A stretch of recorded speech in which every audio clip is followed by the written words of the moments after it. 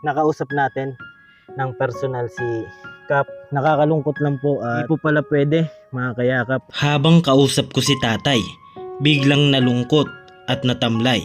Ano nga ba ang dahilan? Sana'y marami ka pang matulungan, Kuya Kens. Kami saludo sa'yo.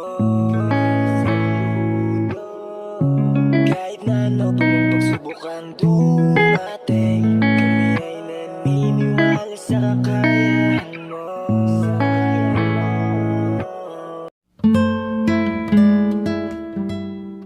We are Kayakap Fam. Be one of us. Isang maluwalas na umaga sa ating lahat mga kayakap. Andito na naman po ang inyong lingkod, Kuya Kens TV, kayakap mo sa hirap at ginhawa. Andito po tayo ngayon sa bayan po ng Magallanes, Sorsogon, at pupunta po tayo sa Barangay Incarisan para puntahan po si nanay at tatay para i-estimate na po ni engineer yung gagamiting tubo po at iba pang materyales para mabuo na po yung gripo na hiling nila tatay at nanay. At sana makumpleto po natin yung bibilhin. At syempre maraming salamat sa mga nagpabot ng pagyakap. Syempre kay Ma'am Benita Gonzales, ayan, Ma'am Ninita Masuka, at syempre kay Ma'am Jinjin sa Hagon, ayan. Thank you so much po at nagpabot po sila para sa gripo po ni nanay at tatay. At nandito po tayo ngayon sa palengke po ng Magallanes, Sorsogon para bilhin po natin sila nanay ng kahit isda at bigas mga kayakap, kahit papano ay may dala tayo kila nanay. And maraming salamat kay Ma'am Jinjin sa Hagon at sabi po niya ay bilhan po natin si nanay at tatay ng bigas at ulam po na isda. Ayan mga kayakap, punta po muna tayo sa palengke. Tara!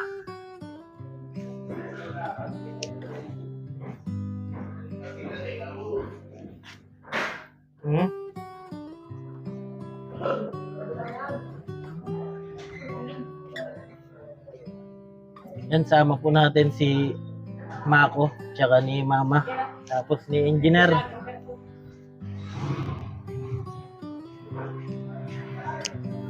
Yung ito yung palengke ng Magallanes.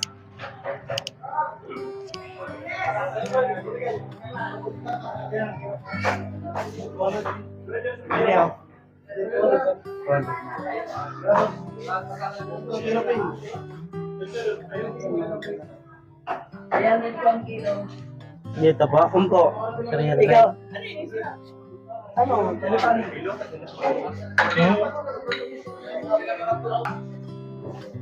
Hindi po. 300 kilo.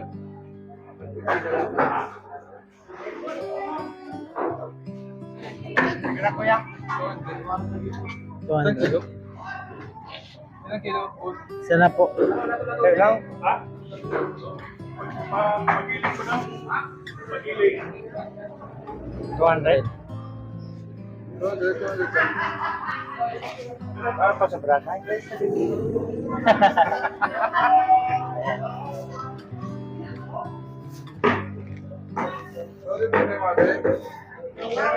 Isda po mga kayakap. Pwede po kuya pa doble po.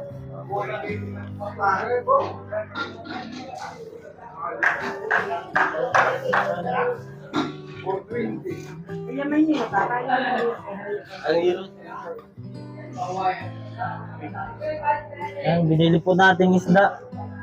Tulingan. Tulingan. Hindi tayong yelo mga kayakap. Para fresh pa pagdating kila nanay at tatay. Ay, kala ko dadagdagan. Okay na po yan, tay? Pwede po, may plastic pa po. Okay na po. Ay, doble na. Ayan na. Salamat po.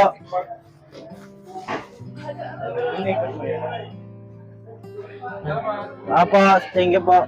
Mana tayong bigas? Bigas?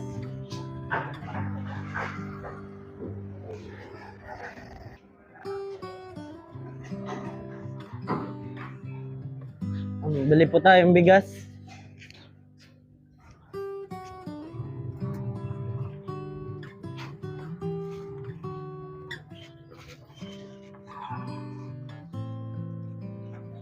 Ito po tayo.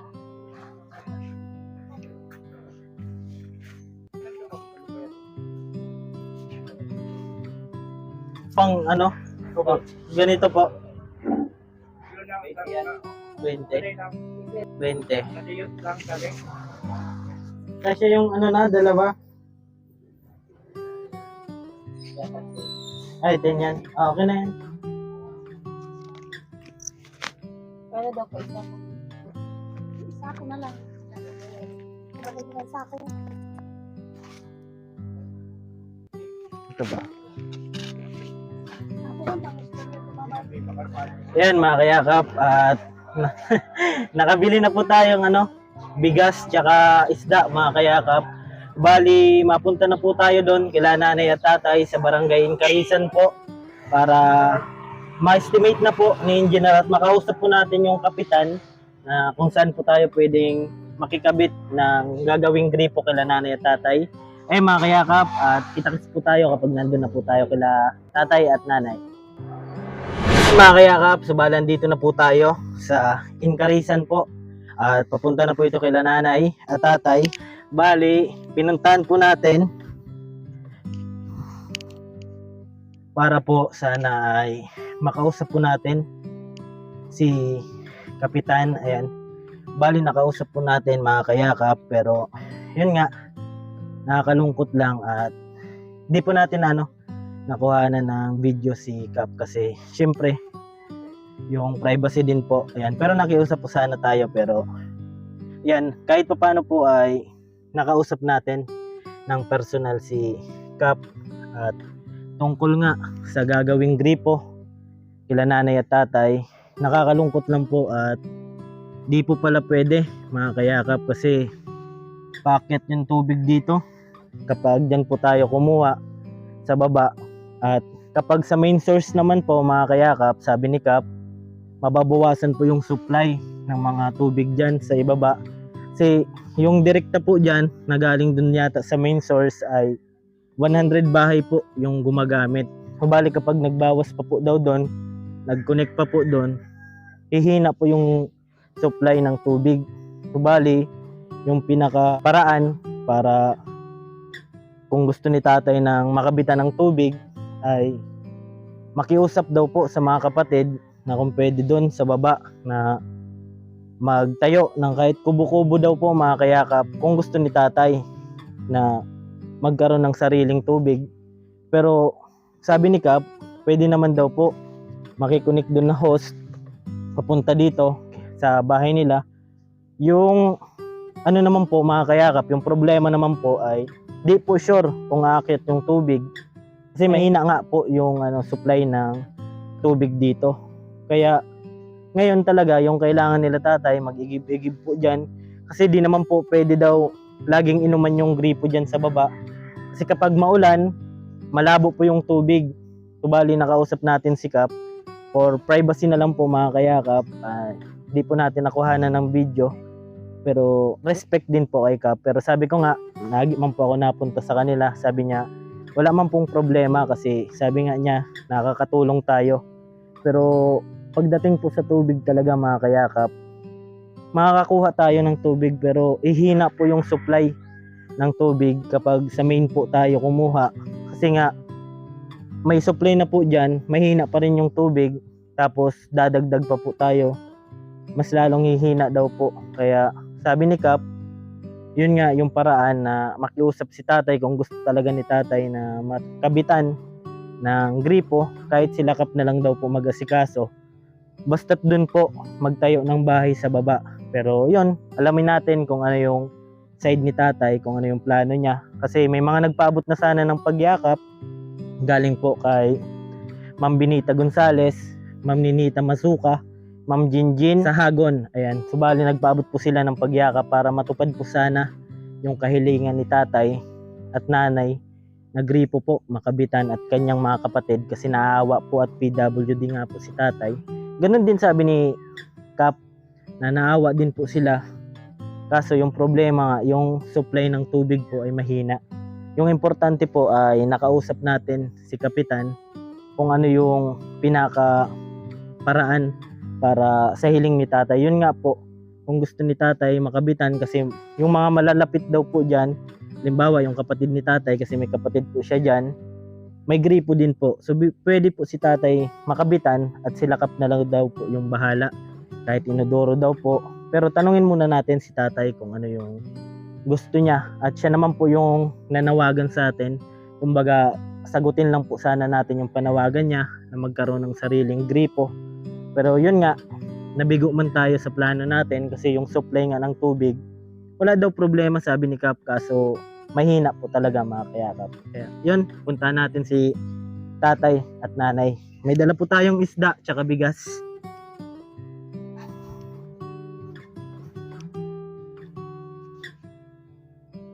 Yan, dito na po si engineer tsaka ni mama. Tapos si nanay, yan dito po. Nay! Good morning po! Yan, good morning kay nanay. Ano ka po, nay?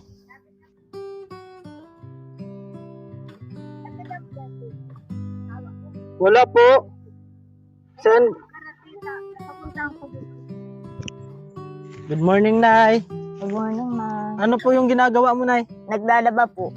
Ay, may pasalubong kami na yung request mo isda. Apo. Tsaka bigas. Galing po yan kay Ma'am Jinjin sa Hagon. Apo. Ayan, bigas po. Ay, papuntahin ko muna yung asawa ko. Madali. Sige po. At may pag-usapan tayo, nay. Apo. Ipasok mo na po, nay. Baka anuhin ng aso. Apo, salamat May po. pag-usapan po tayong importante po. Ayan, wala po dito si tatay, mga kayakap. Ayan, yung bubong natin, brown na yung kulay. Ayan, update po sa nag-sponsor ng bubong, si Mama Gidyo Official at Ma'am Benita Gonzales. Ayan, ito na po, Ayan, grabe. Bali, di natin alam kung ano yung desisyon ni tatay. Pero may mga nagpaabot na sana. At tuwang-tuwa po kami, Team Kayakap, kasi pinakinggan po yung panawagan ni tatay. Kaso nagka-problema lang po sa supply ng tubig. Pwede naman po, sabi ni Kap, yung problema po mahina. Lalo na po bundok pa ito. Hirap daw po tumaas yung tubig. Pero may paraan naman. Pero tanungin natin si tatay mamaya. Kasi si tatay yung pinaka subject dito. Kasi siya po yung nanawagan sa atin na magkaroon ng gripo dito. Pero yun nga, yun yung sa atin ni Kap, bilang respect na rin po. Di na po natin nasama sa video, pero nakausap po natin personal without video lang po kasi yun yung hiling sa atin ni Kap. Ayan.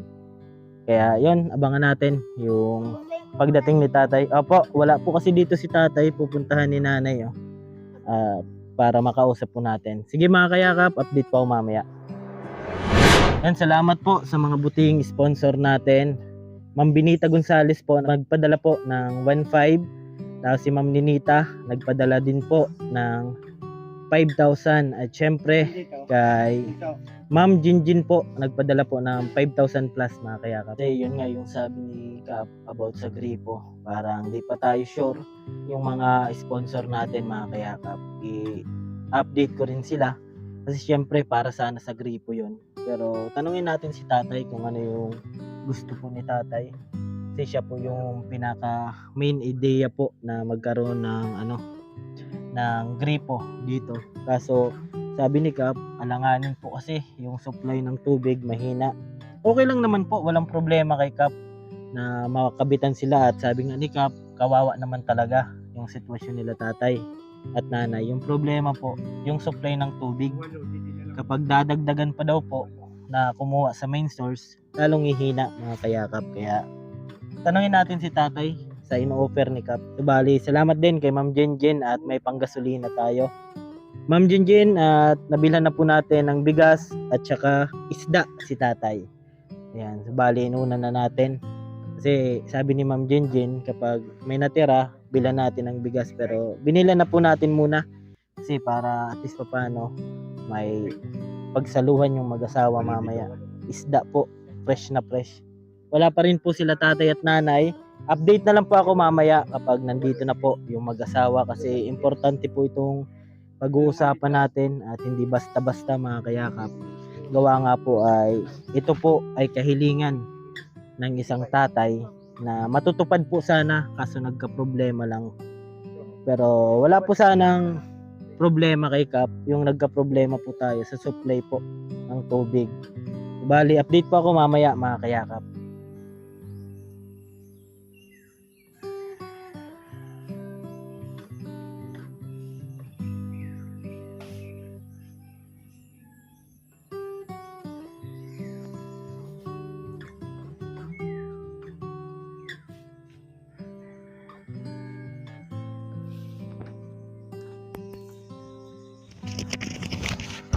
Good morning, Tay. Nandito na naman kami, Tay. Ayan, good mabilis po. Ay, kay nanay pala. Ayan, bali, madali kasi kanina si nanay. Oo. Ayan, Tay, saan ka galing po? Pumunta ko nung dumaan ako sa ibaba na mapagunti ko ko. Ay, mapagupit ka po. Oo, nagduelwe pa ibaba. Bali, Tay, may dala po kami dyan. Galing kay Ma'am Jinjin, bigas, tsaka ulam po, isda. Opo. Bali po, bumalik kami, Tay, kasi naalala mo yung panawagan mo? Oh, Yung gripo. Bali, sinursana namin kasi may magpapaabot sana ng pagyakap. May nagpaabot Oo. na po. opo. Sila Ma'am Ninita, tapos ni Ma'am Binita, tsaka ni Ma'am Jinjin. Bali po, galing kami kay Kap. Kasi sabi mo po, magpapaalam. So, grinab na po namin yung opportunity kasi Opo. naabutan namin sa baba at mamaya aalis po. Sabi ni Kap, mahihirapan daw po na umakyat dito yung tubig. Yun, sabi sa ko ni Kap. Opo. Tapos, kung kukuha naman daw po tayo dito sa main source, Yan, mababawasan po yung supply ng Yung mga supply kabahayan dyan. sa tangke. Opo. Kasi yung nakakunik pala dyan tayo na gripo, nasa 100 na tao yung gumagamit. Sumubra pa. Opo. So, bali, sabi ni Kap, yung second choice din sana na pwede din po sana magkabit doon sa gripo. Kaso, gabi lang po kayo makakaigib. Hindi ba? Pero hindi daw po sigurado kung akit yung tubig dito. Oh, yun nga.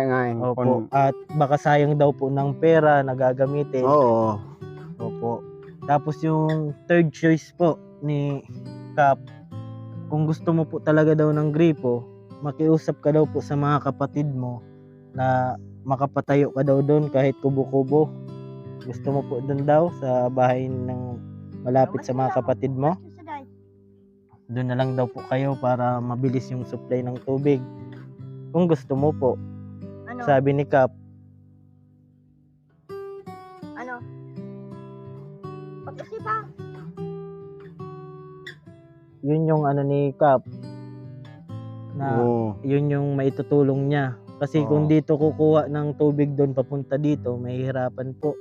Hindi, masakit talaga ang tubig. Mahirap daw po umakyat yung tubig. Nakausap po kasi namin si Kap kasi bilang respeto din po. Oo. Pero di na po siya nagpa-video kasi for privacy Oo. din po ni Kap. Oo. Bali, yun yung sabi sa amin na mabuti daw na may tumutulong. Pero kung tubig talaga yung gusto mo, dun ka mas sa malapit po sa pagkukuhanan. Pero yun nga, Hindi. Ganito na lang gawin natin, no? Opo. Kasi may bayan ako dito. Opo. Ngayon, Oo nga po. kung may nag-sponsor na, Opo. sa ibang tanan ng paraan gawin. Ibang gagamitin na lang po. O, ano po tayo, yung gusto mo paggamitan yung sa gripo sana.